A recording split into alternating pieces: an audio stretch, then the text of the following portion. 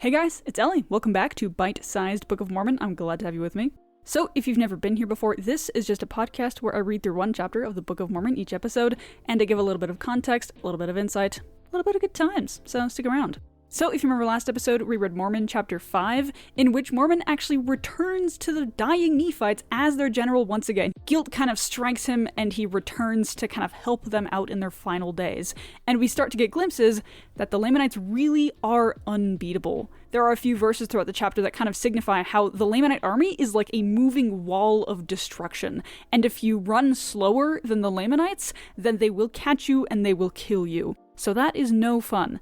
And ladies and gentlemen, today is the episode, Mormon chapter 6, where all of the Nephites die. It is the extinction event. And so what I'm going to do, I haven't really done this before, is during this chapter, I'm not going to comment at all in the middle. I'm kind of going to let it speak for itself, because this is kind of the final goodbye to the Nephites as a people. And not only do you get a little bit of narration of the events, but Mormon also kind of writes down a little bit of a lament that I want to kind of let it breathe a little bit, so gird your loins. But yeah, I think without further ado, let's read Mormon chapter 6.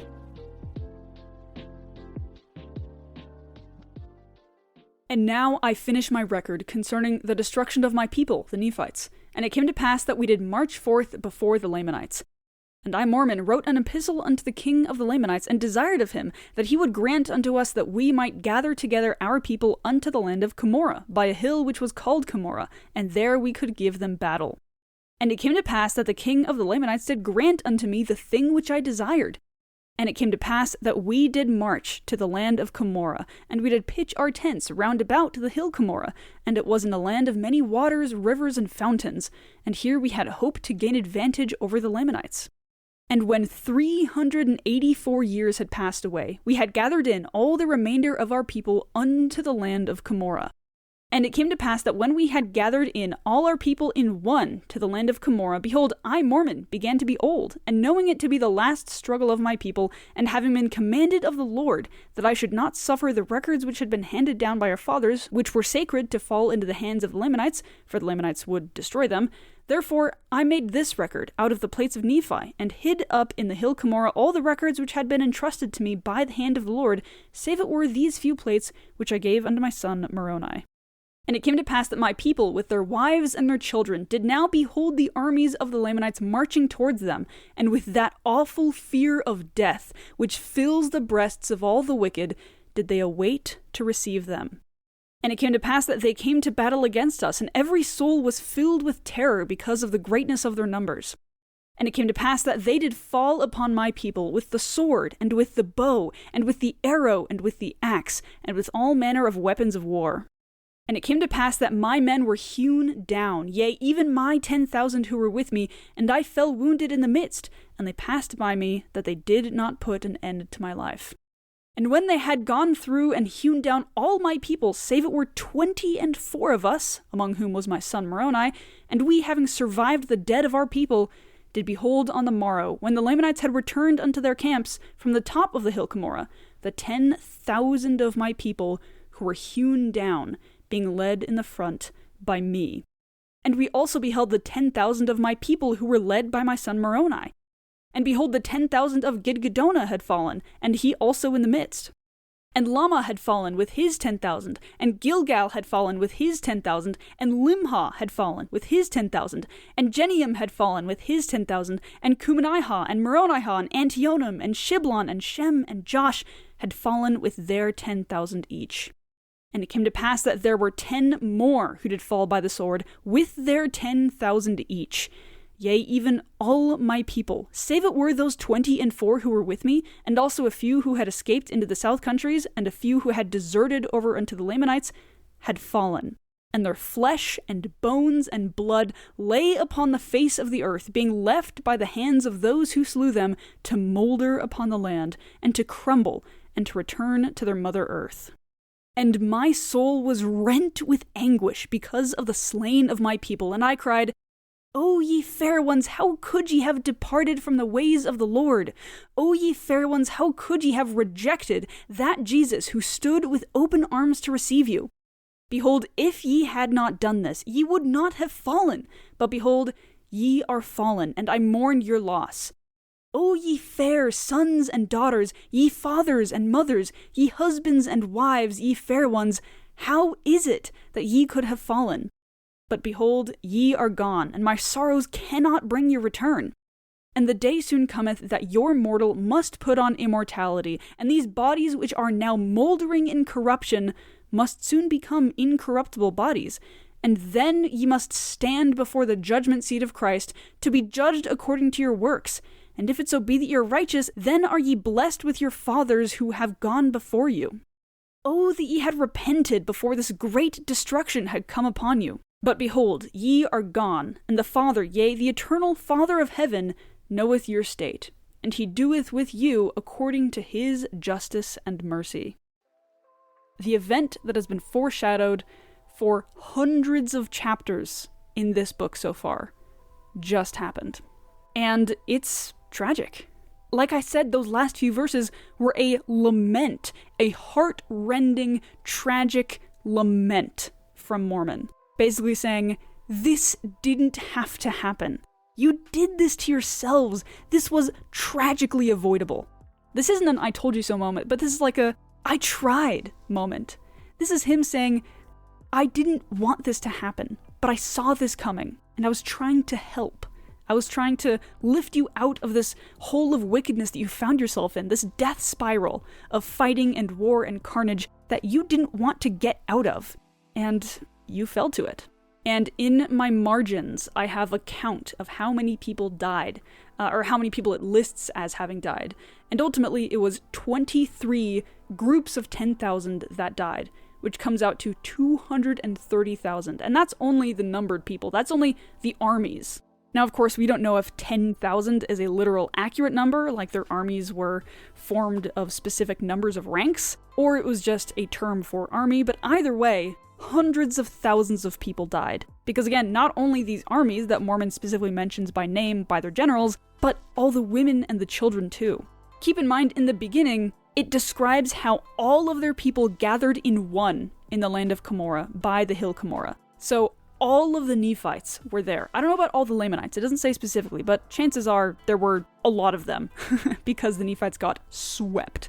And so yeah, it's not just the armies that died, it is all of the Nephites, because all of the Nephites were gathered together in one. And one of my favorite verses describes this kind of soul-crushing dread that fell on the Nephites as they waited for this battle that maybe some of them sensed would be their last. Maybe not all of them understood the true stakes here, but there must have been some that kind of saw the writing on the wall and knew that it was going to be the end. And in verse 7, it describes how the armies and their wives and their children, so all the Nephites, can see the Lamanites approaching. And they're just kind of standing there waiting. And this dread, like I said, it drops on them.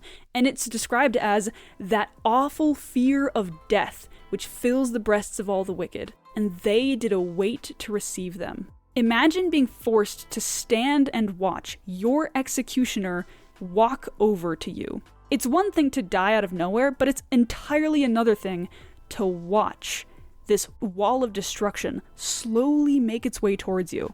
And you just have to stand there with your wife and kids and wait. Unbelievable.